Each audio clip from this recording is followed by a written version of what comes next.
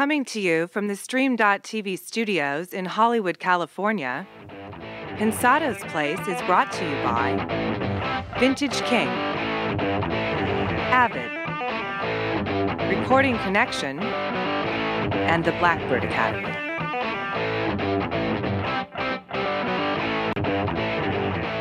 Boy, it's our Grammy special. We're going to show you a couple of things that we got a chance to be involved in.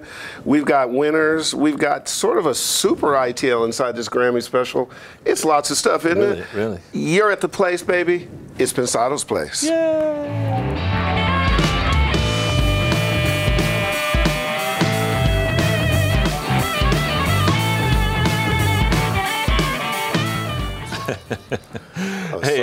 I'm soloing. Man, 5 kids came up to me and told me they like Barney, so that's where I'm gonna start this. Hey guys, good to see you. Good to see you. Your homage to Barney is I'm with it. You know, I'm the purveyor of bright colors, so thanks for joining. Hey, welcome to our madness. Man, we miss you guys when we're gone. Not quite sure why, but we do. Herb and I walk down a long hallway to get here to the stream every week, and just coming down that hall and seeing the stripper pole and everything, it's like...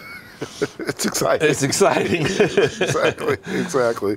The staff has a bunch of ones, and after the show's over, we will be a purveyor. Making it up the elevator alive is fun. Yes, it is. Yes, it is. You think you cheated death every time. How was your week, sir? You know what? Really good. Got over Namthrax. I swear to God, I've still got the last vestiges of it. Yeah, exactly. And you're going to be too humble to say it, so I'll say it for you.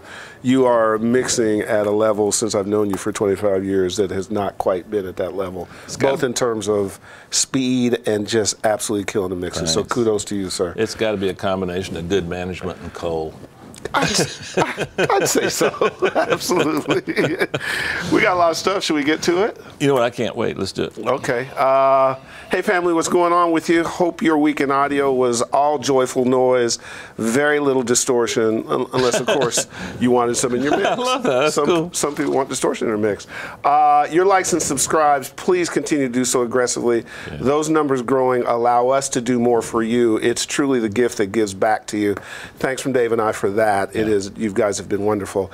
Vintage King and Avid, a quick moment of recognition here. Avid named Vintage King as their dealer of the year. Kudos to both. Thanks to both. And to both. Job well done, right? Absolutely. How about our two ladies coming together and honoring each other? You know, you guys don't know this, but I'm sure some of you do, but we've got a lot of you guys that just recently came on board. Both those guys have been with us from the start. They have danced with us and why we're here, no question about it. Big event coming up to introduce the new Avid S6 console down at VKLA next week. Plus, Avid Connect coming soon. We're going to unpack those details for you reasonably soon. Stay tuned. Here's another cool thing. I understand the Vintage King Nashville location is buzzing. You know, we went down and did that viral piece, and apparently they put it out, and Chad Evans sent an email and said they've received more calls and drop-ins than ever before at the facility. So it is gratifying to hear that. It's what we like to do for our partners. But here's the other facts. It is truly a kick-ass facility, isn't it? I could live there. Yeah, absolutely. Absolutely, it is. Well, that's if Chad moved out. And that's probably not going to happen. Not going to happen. If you're in that neighborhood, if you're heading that way, take a moment, stop in and see Chad. He is a complete badass who knows his stuff. The facility is incredible. Or you can look up our piece online. You know, if I can add, it's not just an audio mecca for engineers, but they've got a great guitar department. All kinds of pedals, the Kemper Profiler, which I played with at NAMM. Yeah. And man, you can get in there and rock out, play Stairway to Heaven. Yeah, it's cool stuff. Running with the Devil, all your favorite songs. Yeah, it's cool stuff. So if you get a chance, go do that. Speaking of Nashville, our buddies at the Blackbird Academy were with the Flyaway winners yesterday. They hung with John, got the VIP tour. I think they started at 11 in the morning and it may still be going on as far as I know. They met a bunch of folks. We shot it, and we'll show you some of the tour and some of the winners' reactions next week. They had a good time. So we're also going to utilize some cool ITLs from that incredible camp down at Blackbird. We're going to get them involved with you and shoot some of that stuff. And I can tell you that we're in the planning stages for some new opportunities. Stay tuned. Let me get it all together, and you're going to be pleased. So, speaking of winners, should we announce some winners? Yeah. So, the Recording Connection response has been phenomenal. Remember, this is learning where you live, or at least very close to where you live. It's mentor to mentee, taught by folks who do it daily for a living. Hard to beat that. So, we had 3 last week, and I know they're in touch with them this week. Who are our winners this week? Well, first of all, we got Brandon Evans, Corbin Williams, and Stephanie Thoreau. All right, congratulations. Stephanie's my favorite winner. Stephanie's your favorite? Congratulations. Yeah. Even the people in the crowd, such a crowd, are applauding. A little challenge to you guys. I want to see you guys top of the class. I want to get reports back that oh man, Brandon, Corbin, and Stephanie, they were our best students ever. And in a year, I want you to send me 1 track of what you've done and recorded and accomplished. I got a feeling they're going to smoke. Oh, very cool. And by the way, if you won last week, that offer holds for you guys as well, too. So, congratulations. The good folks from Recording Connection will be in touch with you shortly. Remember, this is about getting vetted, making sure you're up to speed. This is, you got to get in there and do the work. You don't get away from the work. This is a great opportunity. You know what? A lot of things in audio are really designed well because it weeds out the people that don't have passion, because there's not enough room for everybody. So, right. So it's a really neat system. Great point. Still 2 more weeks for you to get in and win. Go to Pensado's Place. .tv/recording connection and enter your email. Voila, you're in the running. That's Pensado's Place .tv/recording connection, and you are all good. 2 more weeks, don't miss it. Boy, here's what's fun is that we are getting to the end of the planning stages for the Pensado Awards. Really appreciate your patience. It's important to Dave and I that we get it right. Yeah. Later this week, we lock in the location. I already think I know where it is. It's going to be cool.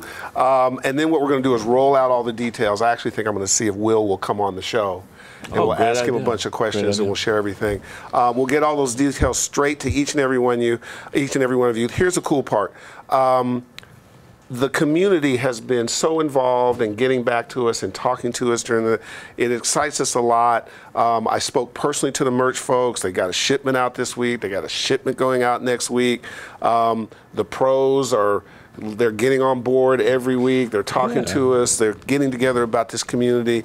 And we're just so glad that the message about empowering us and bring it all together is really what is making this come through. Yeah, our community, when I say our community, I mean all pro audio and all audio, amateurs and pros alike. We're just a great bunch of people. I tend to agree. As somebody who got invited into it 3 years ago, it has been most gratifying. So as we said, work hard and we'll give you like your senior fellowship. Thank you, because it won't be in mixing. That's for sure.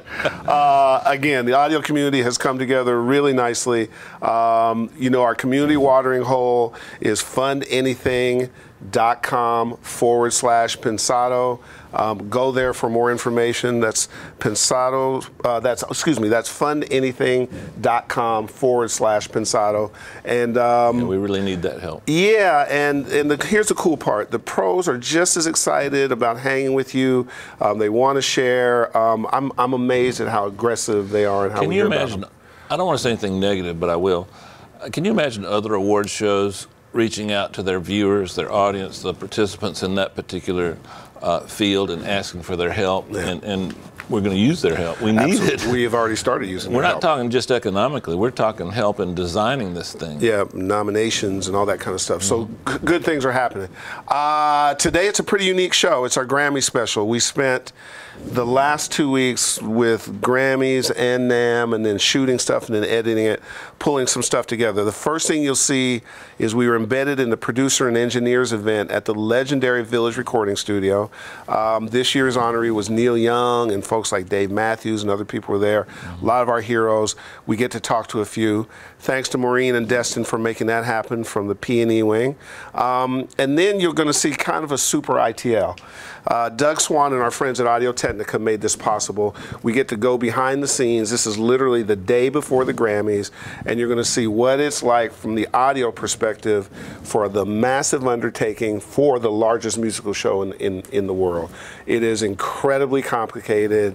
You're going to see a lot of stuff. It is, right? Yeah, one year I co-mixed one of the songs, a couple of songs for the Grammys, and when one of the guys in the truck, I asked him how many people are listening to this. He said, about 1 billion. I'm like, oh my gosh. And there's it's scary. It's scary. And there's about 1 billion people backstage getting it together to go do stuff. So yeah, no, I think they're going to enjoy it. There's nothing that's more exhilarating than doing live sound and those first 4 bars that come off the stage. It's just sheer terror, like Absolutely. You can't believe. Absolutely. This is a rolling train, baby, and don't get it wrong. By the way, just as an aside, we were lucky enough to get some Audio Technica headphones. I like my Audio Technica headphones. What about you? I do. I can't ever remember the numbers. It's ATH 50. Okay. And, no, ATH M50, excuse me. I like those. I was, in fact, I was working with Macy's. If you've watched a couple of the episodes, you know, and we're going to find her a pair. She's going. I know she's going to dig them. Yeah, because I'm killing mine. So before we start, what we did was we brought in a correspondent because we were at NAMM. His name is Billy Flores. He's done O2, Coachella, Black Eyed Peas, a whole bunch of stuff. He's a Recording Connection live guy. We flew him in. He's going to lead you on the tour. So before we get started, thanks again to the producer and engineers wing for the Grammys. Thanks to Audio Technica for making this happen. Thanks to you. And now, let's go to the Grammy party.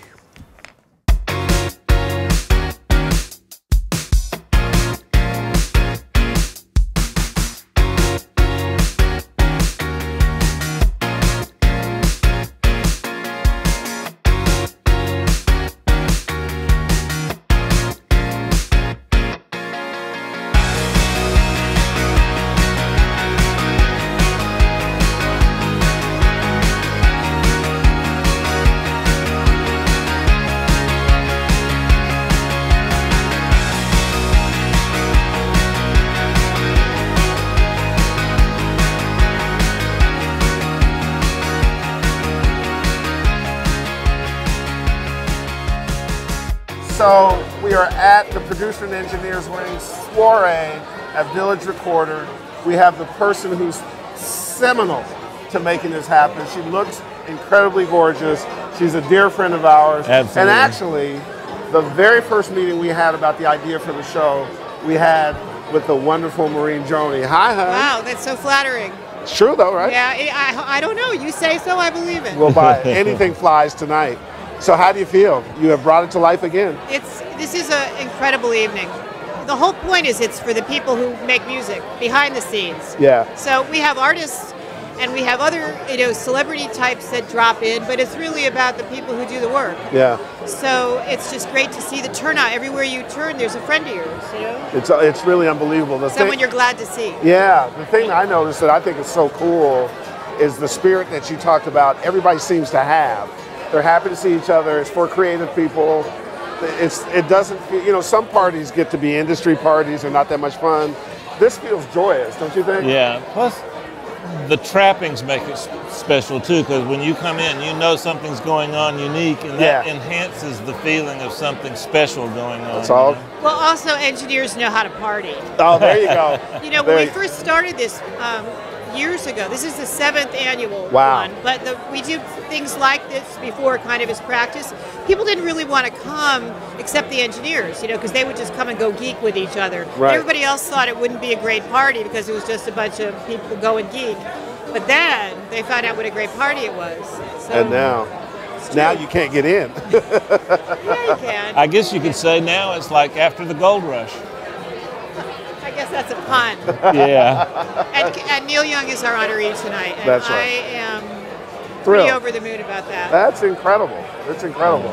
Well, for those of you who don't know, Maureen is not only a dear friend, she's somebody who cares about creative people and all the stuff that applies to them, from rights and crediting and revenue streams and all health issues.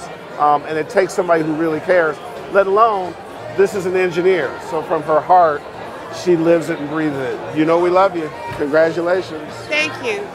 I want to say something about that because I've recently figured out a way to say what the Producers and Engineers Wing is about. And it's about trying to make sure that people have a long career.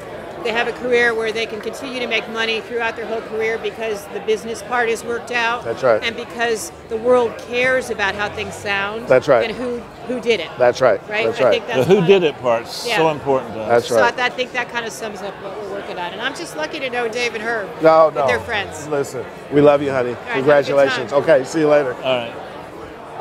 An absolute legend. We're here with Alan Parsons. How are you, man? Doing good, thank you.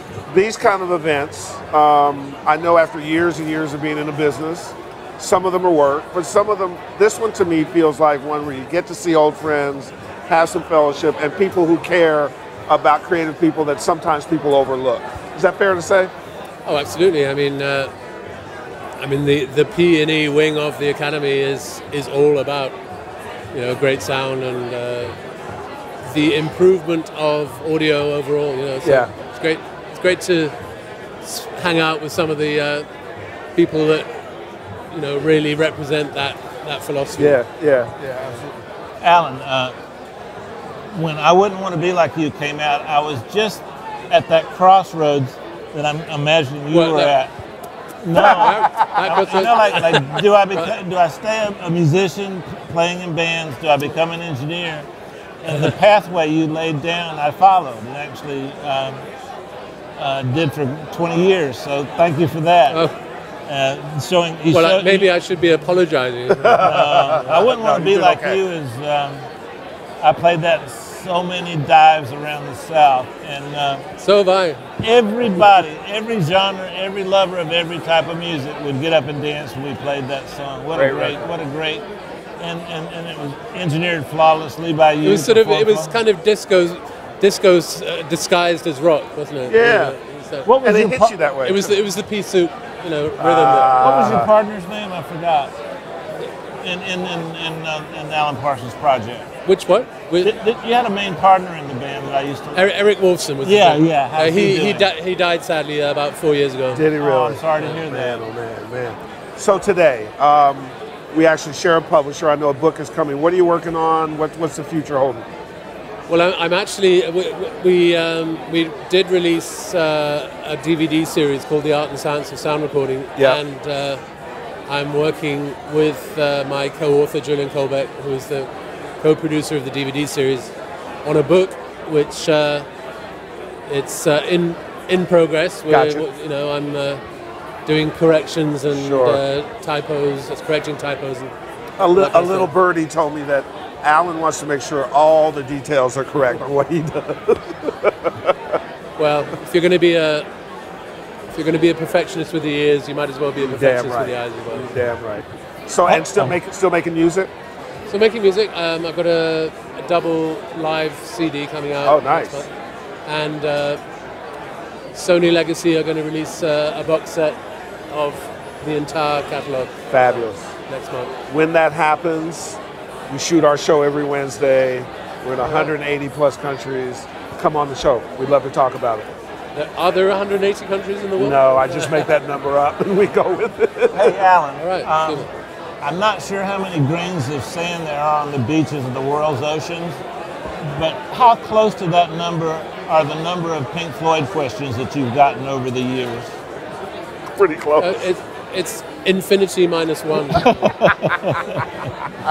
Man. And by the way, congratulations. And when I get to infinity, everything goes bang. Exactly. Yeah, so your educational materials are top flight, my friend. Thank you. Very well done. Thank you. Thanks for stopping by, man. All right. Pleasure, Alan. Talk to you shortly.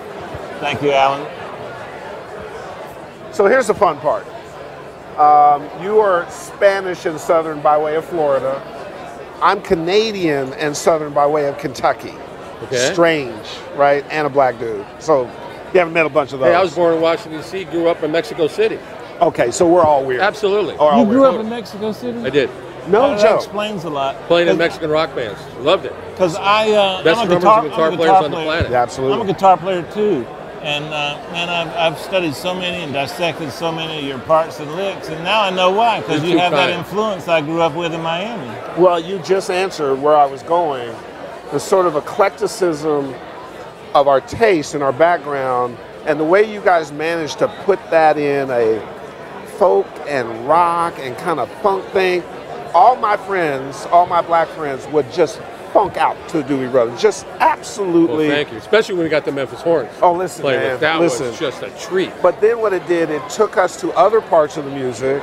So, you know, I'm running around with brothers on the basketball court, and we're doing Old Black Water and doing the harmony and stuff. It just absolutely killed. Oh, yeah. I just want you to know, look, we're blessed with this sort of crazy platform and show.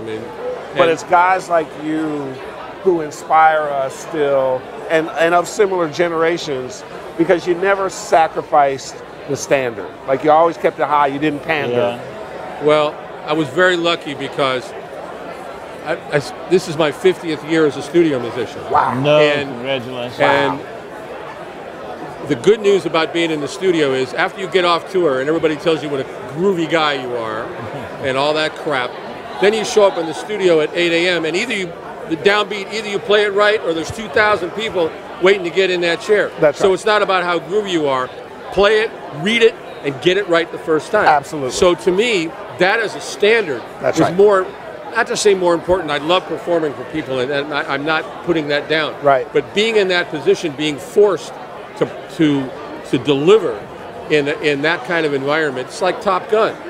To me, it probably kept me sane. On the show, you know what we like, the metaphor we use on the show to what you're talking about, it's like being a high-performing athlete. Absolutely. It's when it's crunch time, you better deliver with the ball, and there's no excuses to it. It's why you get the bucks. Well, it's like being a Master Chief. Absolutely Master Chief Petty Officer. That's exactly right. That's right. Or Gunny. Hey, Skunk, you bet. Do you feel like your best records are still ahead of you? Well, gosh, I'm proud of everything I did, but I'm just about finished with my first solo project. Oh, you really? A very good friend of mine, incredible musician named C.J. Vanston, and I have been working on this project for almost 5 years. It's like just about ready to do it. And then either my other job, I do some work for the U.S. government. Sure. Or the phone rings and say, be there at 8 o'clock, downbeat, So, okay, I'll do it later. We finally cleared the decks, and I think by April or May I should have this puppy done. So I got a question for you. We shoot every Wednesday. We can Skype people in. You don't have to be here. When you're ready with your record, would you come on our show so we can talk about it? I consider it an honor. We would I'm consider amazed anybody cares what I do. Oh, very listen, kind. Great deal. We are such fans. Well, you're very kind to have me on your show. Thank you so much. Thank you, Can't sir. wait to have you on. Skunk, I wasted.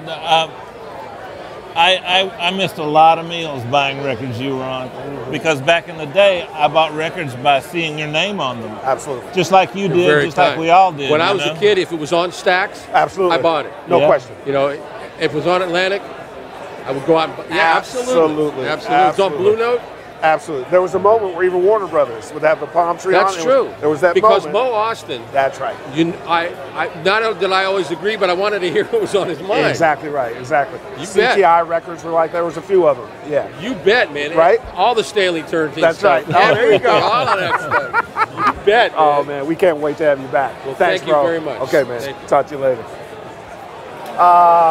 Besides being hot as hell, literally the most elegant guy in the business, whose elegance is only outmatched by his skill set.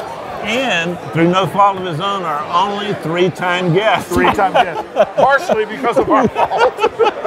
I'm really the only three-time guest? And that story made the book. You have graced us from the beginning. We got a lot more to do with you. You've had an incredible year. Everybody knows the stats. If you're going to emulate anybody in the business, the gentleman on either side of me, not a bad place to start, right?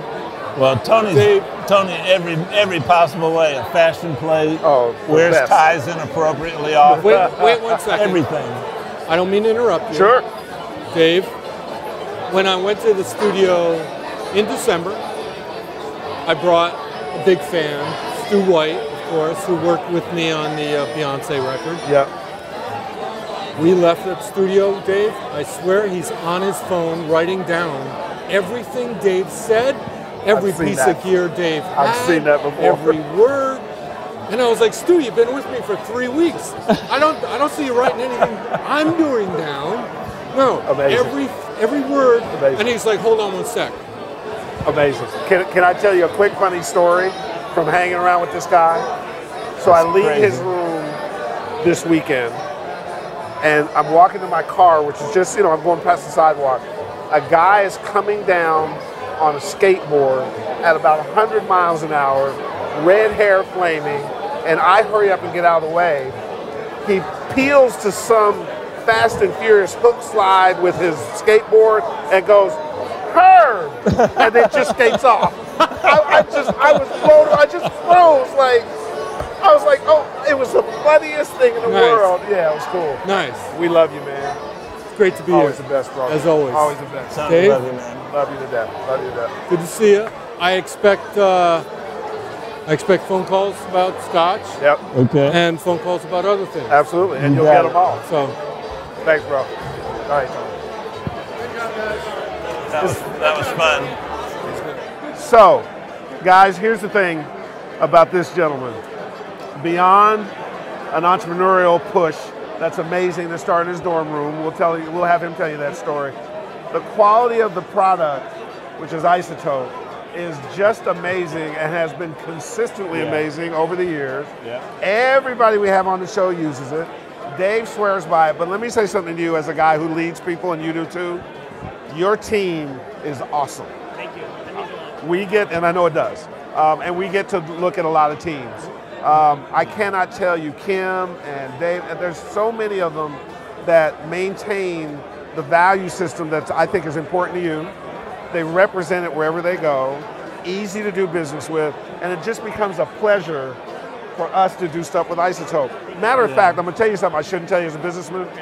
They get away with murder with me in terms of pricing that we don't extend to anybody else.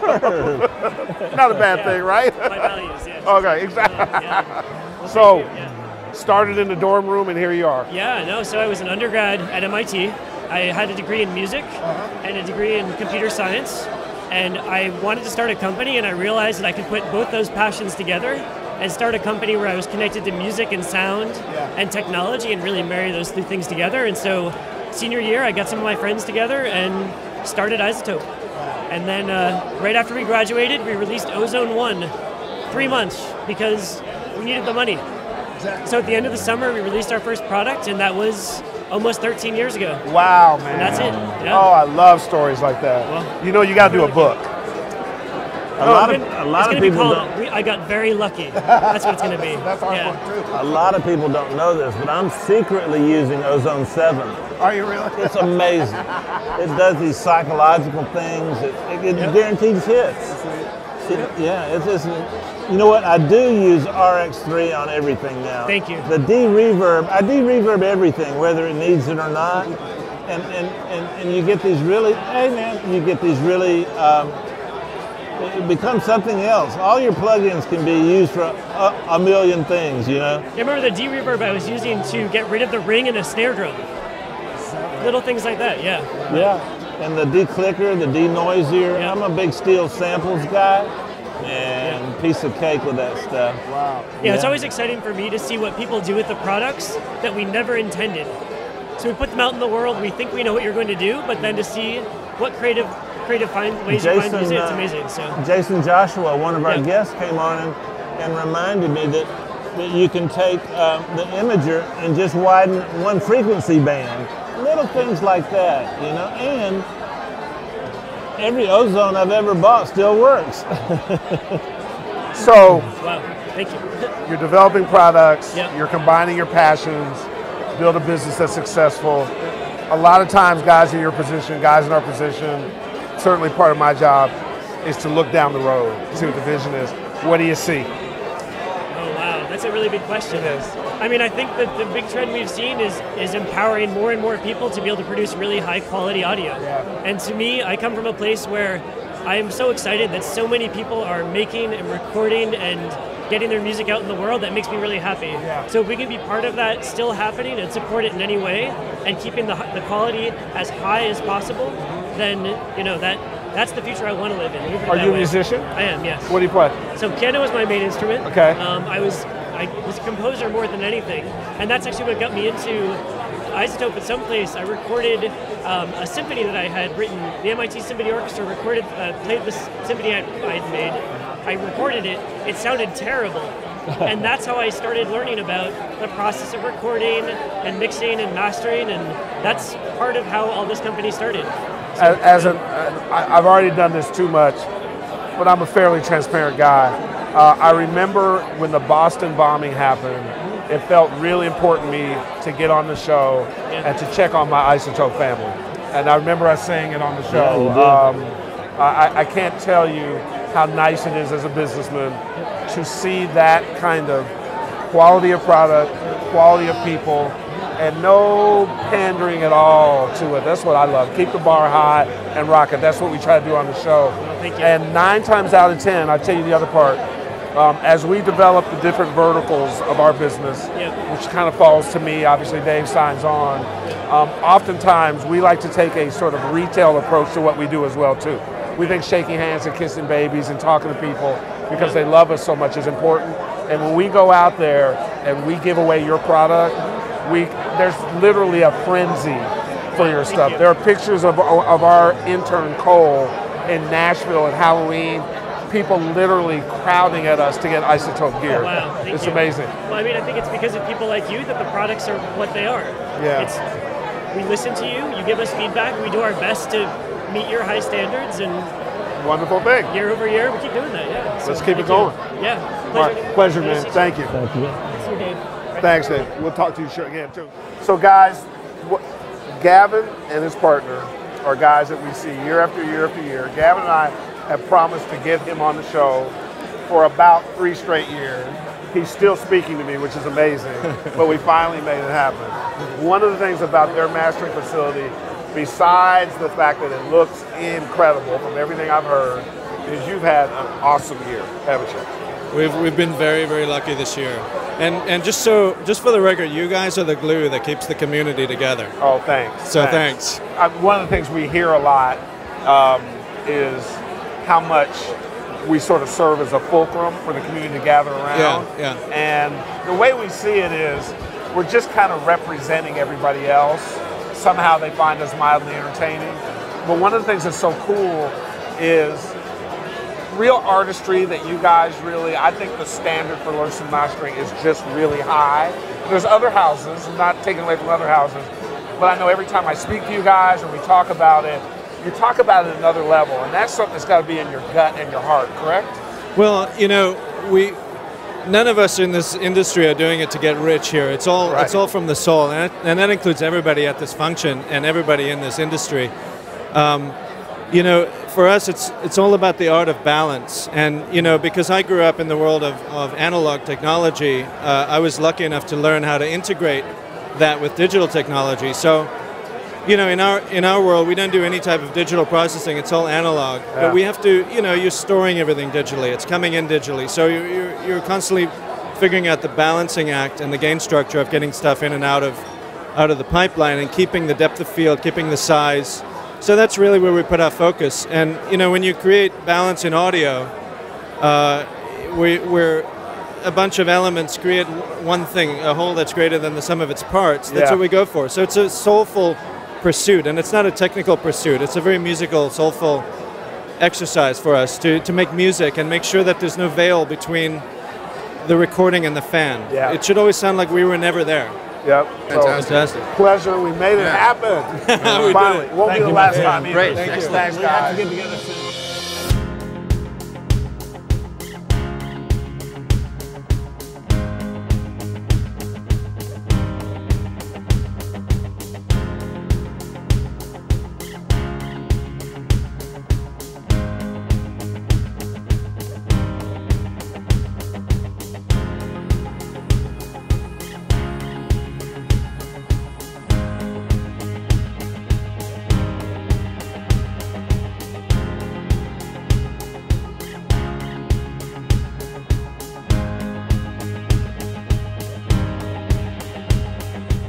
Hi, this is Billy Flores. I am reporting for Pensado's Place here at Staples Center in downtown Los Angeles. We are at the 56th Annual Grammy Awards doing a backstage tour of all technical areas that involve the Grammys, from lighting to sound to video to backline to all the band's equipment, the risers, everything you can think of that is involved. You are going to get a glimpse of this. You don't ever get to see this when you're on TV. All you get to see is the artist. You never get to see what really happens backstage. So you're going to get a nice glimpse of what's really happening backstage. It's going to be really cool. I'm very excited. I hope you are too.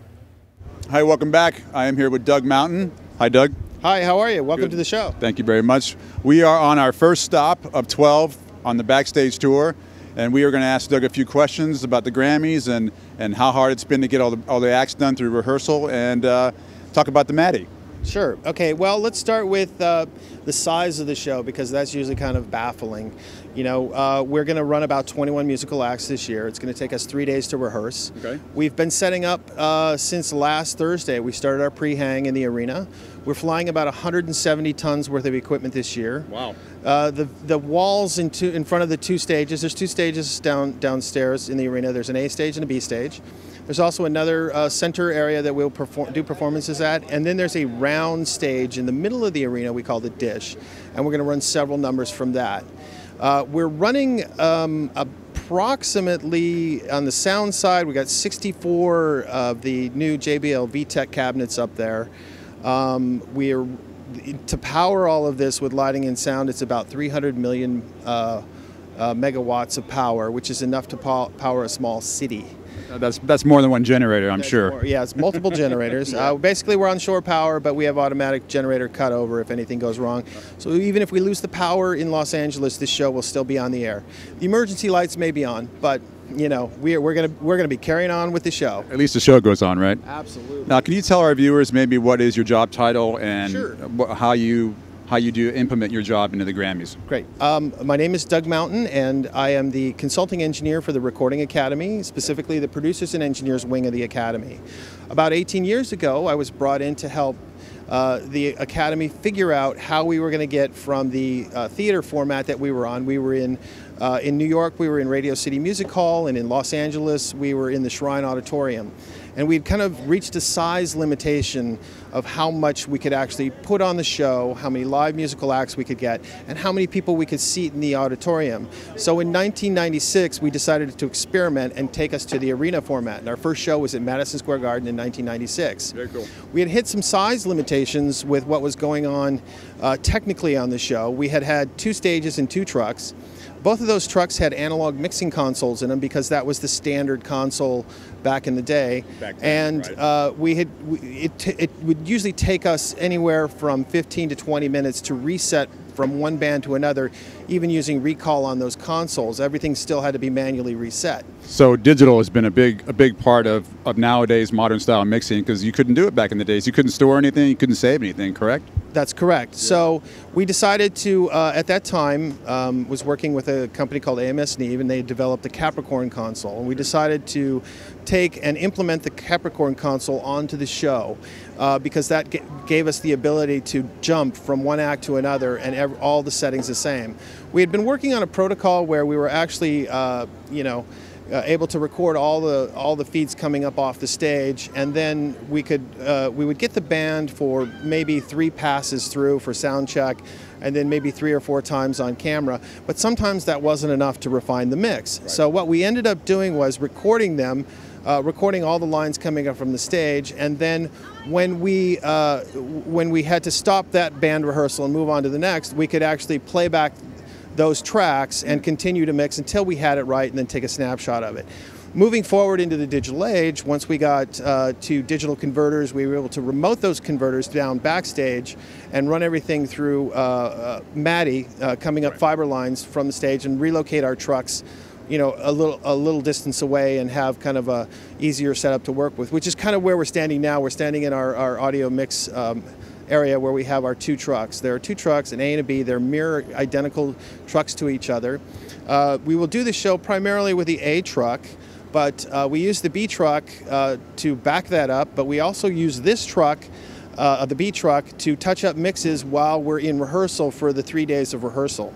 So 2 trucks is the key way to go. Yes. I mean, I understand from your crew that back in 2003 and below that, you only had 1 truck, and it was just almost impossible, and the engineers would just get so fried from doing 20-hour days of mixing and then trying to come back the next day. And you know, of course, the last show, the show night, is the most important, and they're all burnt from the rehearsals. That's correct. So we also found that we needed more than 1 mixer on the show, as it became pretty obvious, because it was too much stress for 1 person to try and mix the whole show in about 3 hours.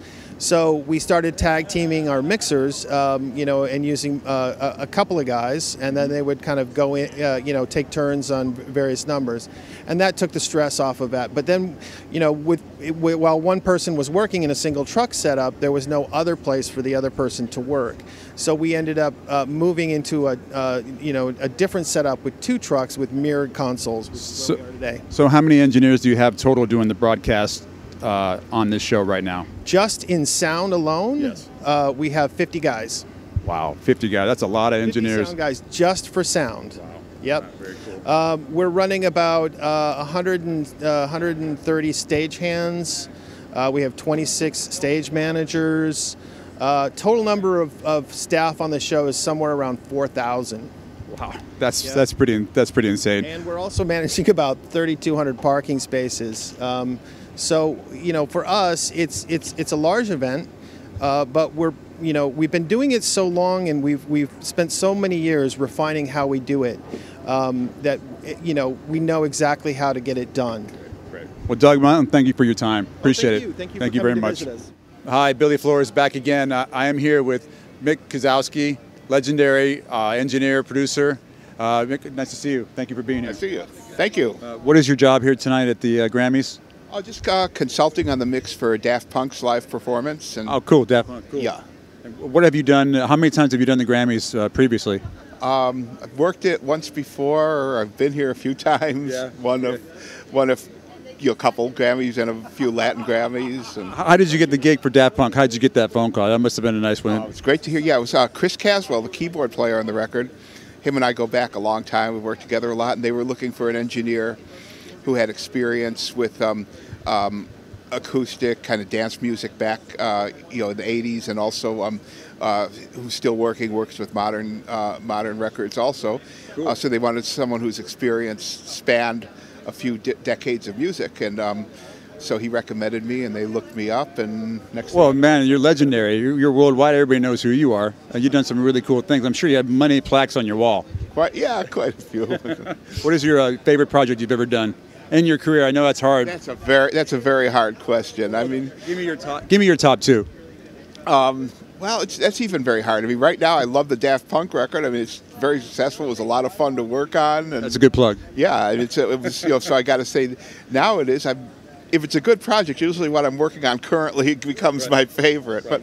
But yeah, I mean, I've had a lot of nice projects. I've done some really nice projects with Eric Clapton. The Back Home album, I had a lot of, you know, that was a very nice experience.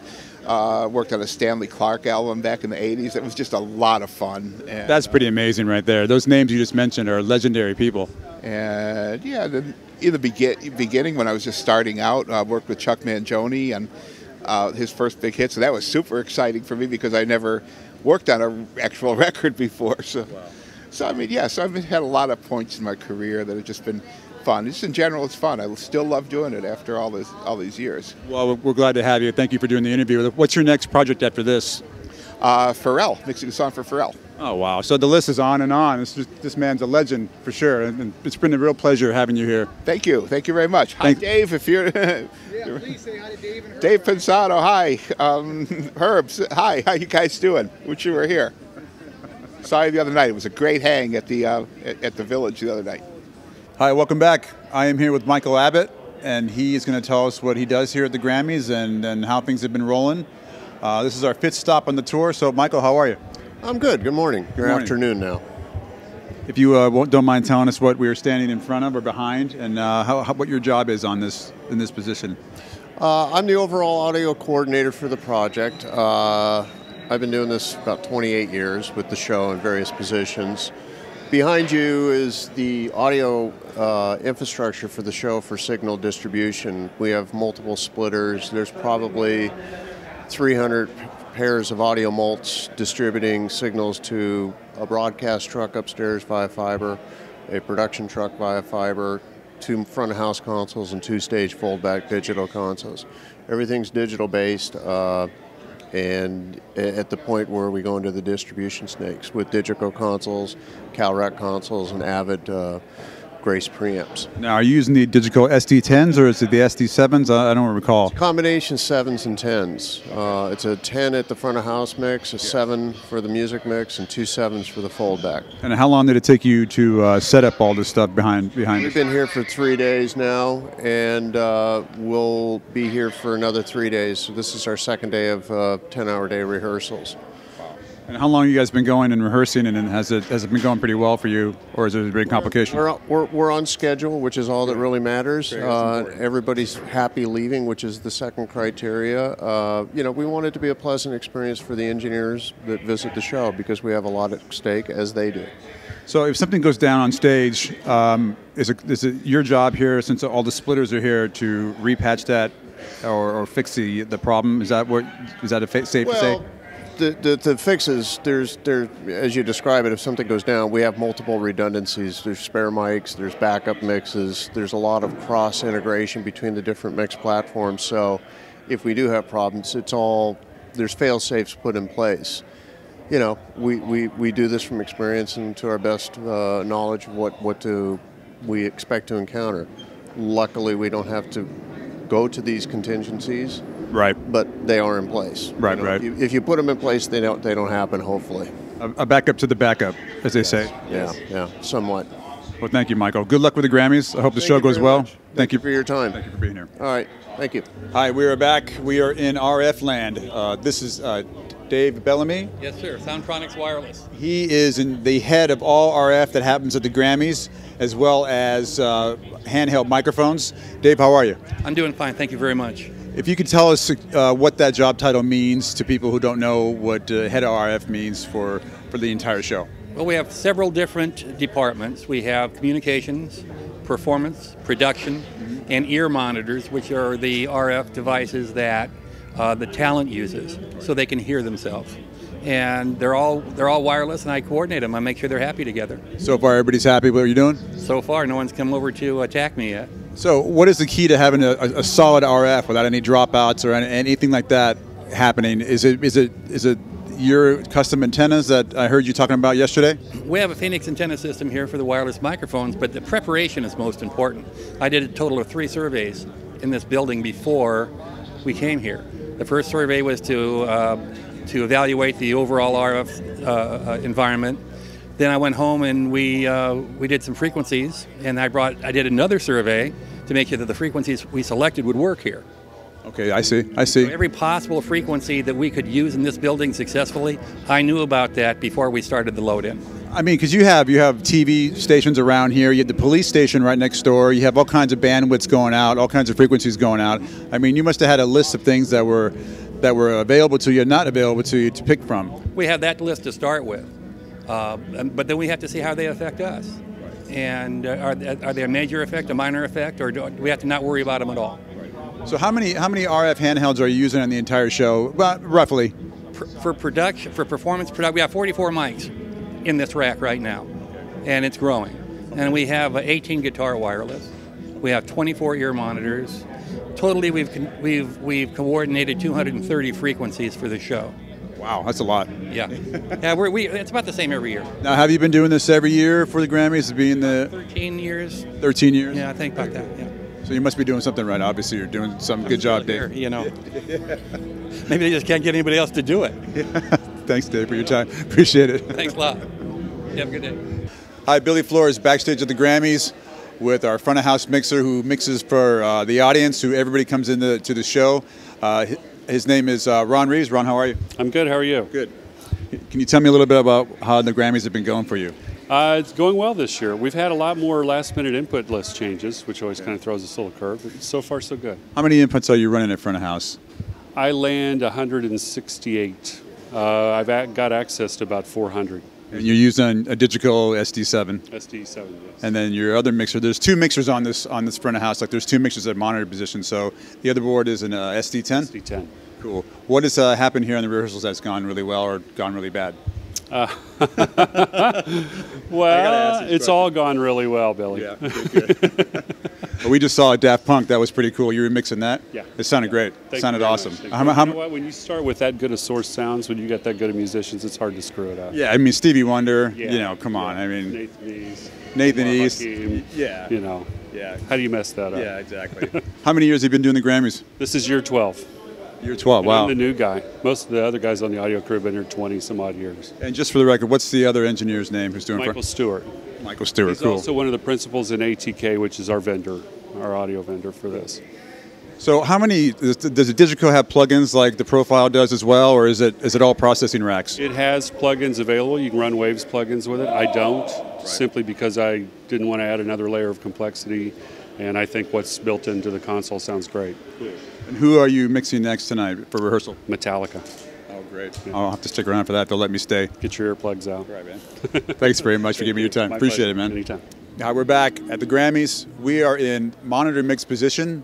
My friend Tim Ingwall here is doing monitors for Daft Punk, and they are doing a line check. You'll never see this kind of footage ever. This is a rare look at what happens backstage. He is mixing monitors for Daft Punk on stage right now through this console here. There's another console right next to him. There's another monitor position on the other side of the stage, but this is the one that's happening right now, so that's why we're filming. Again, this is quite a look from the Grammys. I can't do an interview with Tim, he's working, but you get the idea of what's happening. It's very, very, very cool. Tim has to mix all the in-ear monitors, which the band wears, which you see when you're on camera. You see them wearing the little earplugs. It goes into a pack, and they wear it behind them, and that's how they hear what they're doing on stage, as opposed to being out in the house, which is what the crowd hears. So Tim is in charge of all that for each guy in the band. I'm with Bob Green. He is the engineer and designer at Audio Technica, and he's going to tell us what's going on here and how many mics he's got on the stage and what's going on with it. Bob, how are you? I'm good. Yeah, so as a mic manufacturer, we come to these shows, bring in a lot of our microphones to try out in a very difficult environment, and to watch and see how the A2s and the people that are working in the production use our products in a real life situation where they're really being tested. So what we want to see is what are they doing, what are the challenges they face on a day-to-day basis from the time they set up until they get done with the show and it's time to wrap. That way we can see what we can do to make our products better, how they're working in that environment, and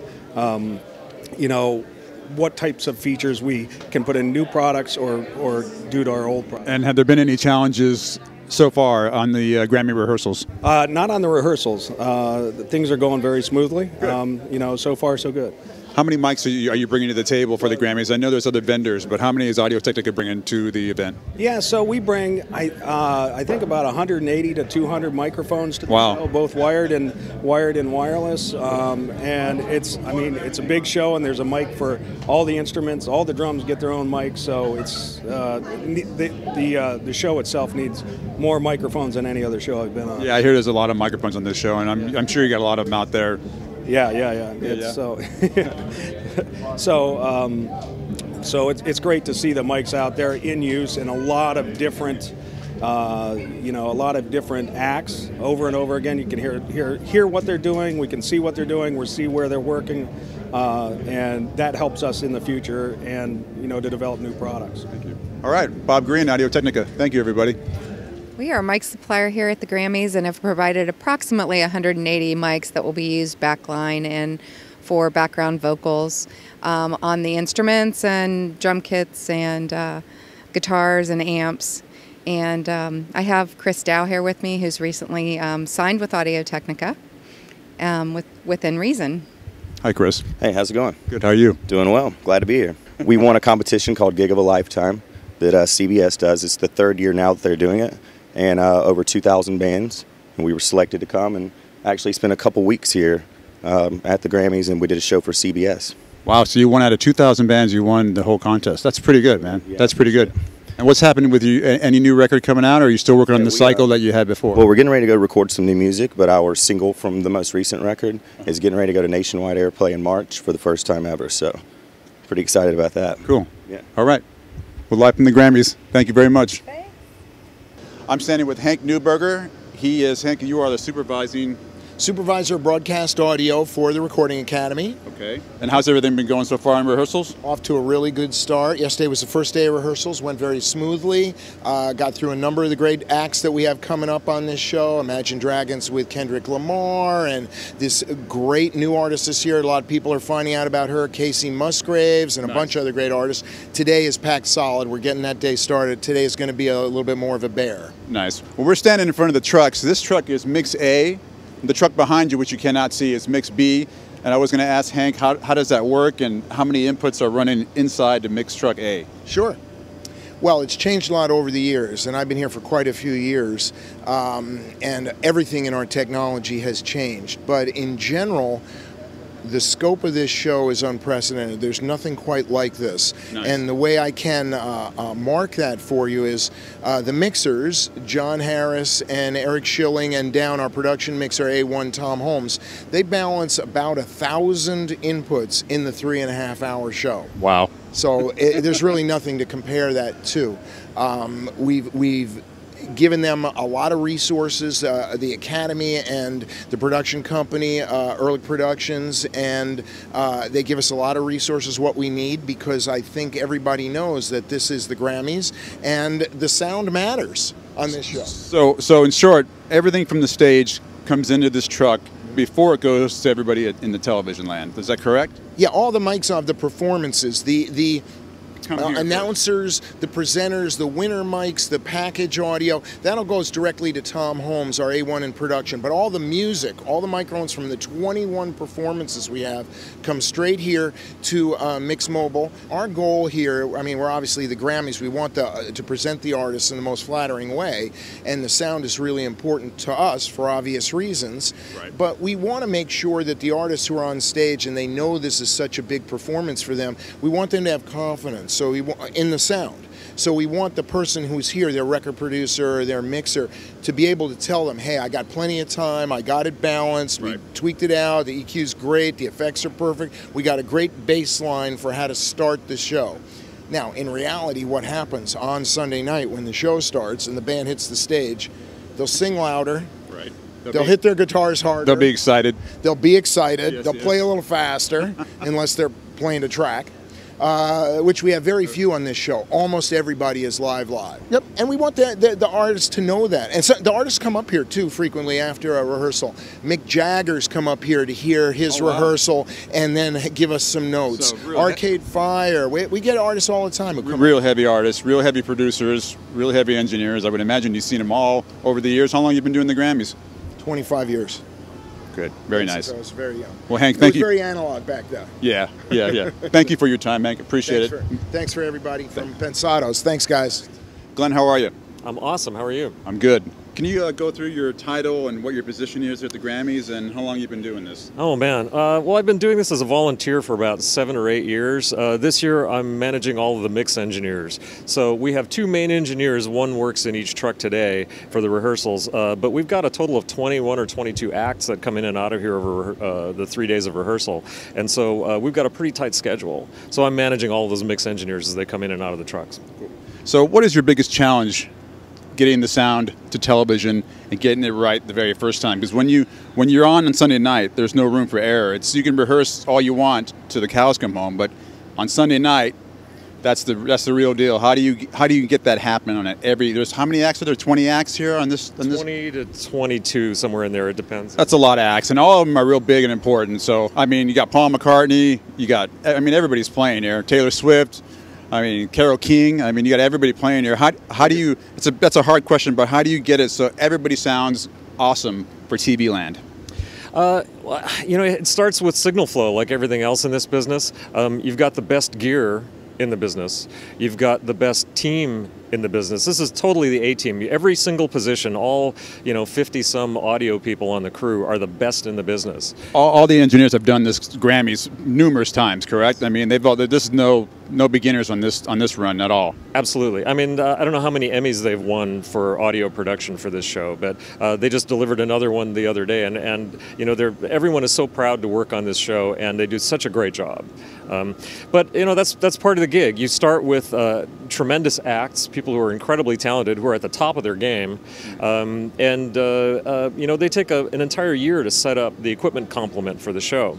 So once the performers hit the stage, all of their signal goes splits 3 ways: to the house mix, to the monitor mix, and up here to the remote trucks. From here, we have 2 Grammy and Emmy-winning engineers who do the music mix, but the bands all send their front of house engineers typically to come up and supervise the mix. So they get a very short amount of time in rehearsal. They get about anywhere from 45 minutes to 90 minutes on stage, and they've got to dial it in pretty tightly. But then they get another hour and a half or so to refine the mix in the second truck. Thank you very much for your time, Glenn. Appreciate it. Anytime. Good luck with the rest of the show. Cheers, you too. Hi, Billy Flores back with you. We are fortunate to be inside one of the mixing trucks. John Harris is with me. Hi, John. Hi. He has granted us permission to come in for a quick second. They're rehearsing, but we have just a quick minute to talk to him, ask him what kind of desk this is, and ask him how it's all processed to TV. So, John, if you can go over a little bit of what kind of console this is that we're standing in front of and how it operates. Sure. Both trucks are basically identical. It's all Avid, all Pro Tools, all the time. The desk is, because Pro Tools can be many things, an editor, a recorder, a mixer, whatever. Right. We've isolated this one. This system is a mixer only. Those systems back there are recorders only. They only need to work. They don't have plugins. They don't have anything. They're simply being recorders. All the plugins and all the dynamics and all that come up in the mixer systems. Since both systems are identical, the files can be shared between the two. When band A, let's start with band A, is being recorded in the other truck in rehearsal, we'll get the best mix that we can while we're on camera, but at the end of that, we're not really going to be satisfied with that mix. We want to go further. So that file is then shared over to this desk while band B goes to rehearse on that one. When we'll come over here, do a remix of band A, and when that's finished and really polished up, maybe we'll have the artist come in, give comments, her producer, whatever. And once we're really happy with that song, we'll store that, and that'll go into the main queue of the broadcast truck, and I'll go over and start band C. Eric will come over here with band B and do a remix, and we just keep rotating that. You keep hopping back and forth from truck to truck. Very cool. I wanted to ask you about memory. What kind of memory are we doing here to handle these kind of, how many artists that you guys have on the Grammys? Well, we have terabytes of audio because we're 160 tracks wide. The basic memory management is between the desks. So the console over there, like I say, once I leave rehearsal, it doesn't come over here, and it's pretty much what I had. It's exactly what I had, and that's the beauty of it. To all the plug-ins, there's no patching, there's no outboard anything. It's all in the box. It allows you to be really creative with whatever plugins you want to do, whatever kind of, if you wanted to mult 10 tracks and make them all different reverbs, you can do anything you want to, because that'll be a single session and have nothing to do with the next act, which is an equally complicated session. But to have that kind of processing power and be able to share it between the two and afford us the time during the day to really give the artist their due, because there's no throwaway acts on this show. Right. Well, being a sound engineer myself, when you say all the memory and everything is inside the console, back in the day, it was just racks and racks of processing inside the trucks. It's great that you don't have any of that processing anymore. It's all right in the desk. I have 160 of whatever I want. I could put the same limiter across every one of them, and the modeling that goes on anymore is great. When plugins first started out, they were all a little dodgy. They were emulations of an analog. They didn't really sound very good at the time. They really didn't sound very good, and the computers couldn't process it fast enough for it to sound good. And now, everybody, you'll get a guy who lives in Czechoslovakia that's writing plugins, and he'll just have a new twist on it, and it sounds amazing. It's creative, There's a creative flow going out there in the digital world that I just get the benefit of it all. Great. Well, John, we know you're busy. We know you have to start mixing again, so thank you for your time. Thanks. Much appreciated. Thank you for having us. Nice to see you. Yeah. No worries. Hi, we're back at the Grammys 2014. I'm standing next to Tom Holmes, who is the production mixer of the whole show. And this is the truck where, this is the Denali truck, and this is where they take all the information from the music and the podium mics, whoever has a handheld mic on stage, and they splice it together, cut it together with the video, and they send it off. It's the final truck where everything comes in, so this is a very important truck. Tom, hi. Hi, how are you? Good. Can you tell our viewers how you're doing, what you do, and how the process is? Well, it's basically like you said. This is the final mixing point for the entire show. I get very nice music stems from the two trucks we have upstairs that do the music. Everything else lands into this console. There's all the audience mics, which we have throughout the building. There's any kind of videotape playback comes through here. Eric Johnson, who does our audio tape playbacks, all sources into here. The podium mics, the hand mics, the lavs, all that stuff. It all gets fully packaged here and then spit out to CBS. Basically, anything that's hot in the house gets sent to here and cut. Anything, yes. Anything that's hot in the house, and also anything that we want our viewers to see and hear at home ultimately goes right through this desk. So if I'm right, this is the very last stop before it goes to CBS and goes to the air. So this is a very important truck. The Denali truck is a very, very key truck. They're all important. They're all important. But this is the final countdown. But this is just the end of the chain. Yeah. So is there anything you want to add? Can you tell us your biggest challenges about mixing the Grammys, or how the rehearsals have been going? The rehearsals have been going very smooth. The biggest challenge here is there's a lot of eyeballs, so it is, on what all of us do. There's a lot of attention paid, so we always have to be on our toes, and you always have to be on. There's no slacking off. Okay, can you tell our viewers what kind of console we're looking at here, and how many channels it can hold up to? This is a CalRec Alpha. It has 96 faders on its surface. There's 2 layers, so it's double 96 for what you can access at any one time. It's a very robust technology. It's been out there for a number of years. It's very prevalent in a lot of, in a great majority of the broadcast trucks that operate in this country. Also in other countries, it's an English manufacturer, and they're really just great desks. Can you tell us how many inputs are you running right now for any particular act, and who's been your largest input patch point?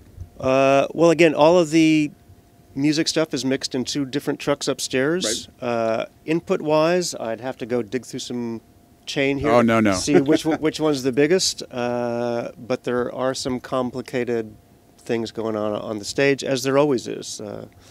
This show tends to get the biggest performances of any other award show throughout the year. So everybody wants to bring their A game and their most spectacular performance to the show. There you have it. Tom Holmes, thank you very much, sir. Sure. Appreciate your time. All right, my pleasure. It was quite a week. Thanks to Audio Technica. Thanks to Maureen and Destin at the producer and engineers wing of the Grammys. Thanks to Chevy, Lisa, and Robbie for pulling it all together. David P., take us home. Man, what a great time hanging out in the tent. Herb and I just had a ball. The behind-the-scenes look at the Grammys was pretty special. I hope you enjoyed that, too. See you next week.